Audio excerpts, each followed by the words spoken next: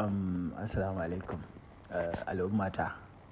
Yau kuma wani bidiyo ne na zo muku da shi. Wato bidiyon nan ko wallahi abin alfahari ne a wurin dukkan musulman duniya. Abin ya taɓa min zuciya har cikin raina. Idan kuka tsaya kuka kalle shi a hankali, nan duk inda ya je nan coci ce yake zuwa. Zai je ya ce musu ya zo ya yi ibada ne, sai a dawo da shi a ce a'a ya tafi wata cocin. Ya je coci ɗai kusan guda 3 fa. Kun ga ya shiga wannan an fito da shi. To zai zo wata, ga wata ma ya zo. Da ita da ya zo ma police ne suke gadi, civil defense ne. A nan suna ce mishi ya fita nan ba.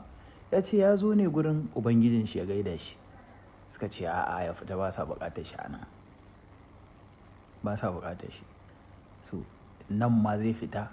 Ga shi nan ana barin mutane amma shi sun hana shi shiga kawai saboda me? Saboda yanayin kamanninsa. Yanayin kamanninsa.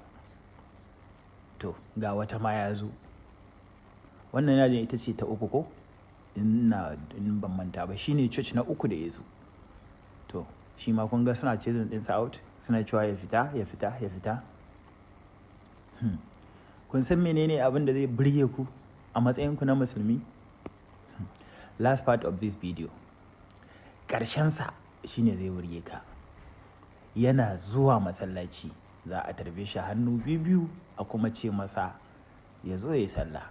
Kai, alhamdulillah.